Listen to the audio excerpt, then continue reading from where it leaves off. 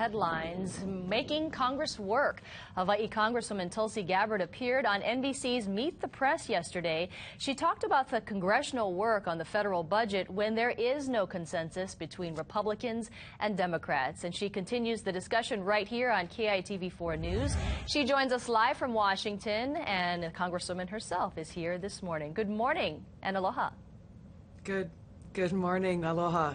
Well, great to see you. First of all, let's talk about your appearance on Meet the Press yesterday. It was about Washington dysfunction. That's what the whole theme of the show was. Why don't you talk about that right now in terms of what's happening in Washington? And is there any common ground for Republicans and Democrats right now? Yeah, Mahe, you know, it is a big problem here, and people across the country are frustrated by inaction and by the fighting and the rhetoric that goes back and forth between sides. And really, I think what we see now, because of that frustration, is an opportunity for each of us to step up and do our best to be servant leaders, remembering to stay focused on who sent us here, who we work for. And if we can respect each other and have sincere conversations based within that framework, then that's where the opportunity is to find that common ground. Because at the end of the day, we have to do what's right for the American people. You and Representative Colleen Hanabusa recently split a vote on a defense appropriation, and you actually voted against the Democratic leadership and with the Republicans. Can you explain that vote? First of all, the continuing resolution is one of many situations that we've had here that has been dysfunctional and has caused so much pain and uncertainty for our economy and for our military, for our education system and social services. And the continuing resolution that I voted yes on was far from perfect. But the reason why I did vote yes is because of that necessity to move forward. We've seen a lot of the negative effects of these arbitrary across-the-board budget cuts. We need to do more to fix it, and the yes vote that I took was a first step towards progress in specifically allowing our Department of Defense. We have 18% of our economy in Hawaii based on the military jobs. We need to make sure that we can minimize negative impacts and provide some flexibility to make it so that our military readiness and civilian jobs are not damaged too extremely. Your vote came just a couple days actually, after the entire Hawaii delegation met. Does it show that the delegation is perhaps not as unified as we might think?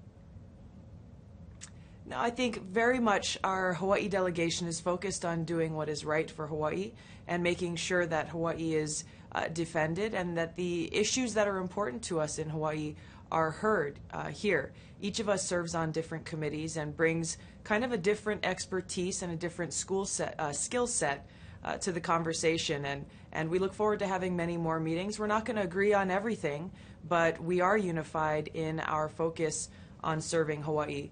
With the continuing resolution, that was the first step in what will be many more to come. We've sent the bill to the Senate. They will work on it, and I hope improve it so that we can provide that flexibility and cut the fat where it exists within the federal budget and make sure that our core services are allowed to continue. This will then come back to the House, and we'll have another look at the bill before we send it to the President by the end of this month. Representative, while you were here in the islands, you had talks on immigration reform, and you met some really concerned citizens about this. What were they telling you? There are a lot of concerns that we have with immigration in Hawaii that are very unique and different than the most commonly talked about immigration concerns on the national conversation. A couple of them that a lot of families in Hawaii can relate to, I can relate to it personally, is reunification of our families. Our Filipino families in particular in Hawaii have been facing hardship for many, many years, where on average their attempts to sponsor a family member to come to Hawaii from the Philippines, they have to wait over 2 decades. This is absolutely unacceptable for people who've spent their lives working hard in our communities and would like to be with their families.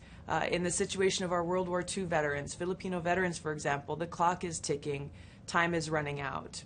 We've also had talks with small business owners, people who come to Hawaii to start a small business, create jobs, provide a specific expertise to our economy in Hawaii, who are being really unduly challenged by arbitrary bureaucratic rules that we need to fix in order to continue to strengthen our economy in Hawaii. And these are two issues that I have been carrying back here to the conversation in Washington, and look forward to making sure that Hawaii's voices are heard and that we can fix some of these problems. And that's interesting because you often don't hear about those sectors. Tulsi Gabbard, thank you so much for joining us. We really appreciate it. Thank you. Always good to be with you guys. Aloha. Aloha to you, Representative Tulsi Gabbard, live from Washington.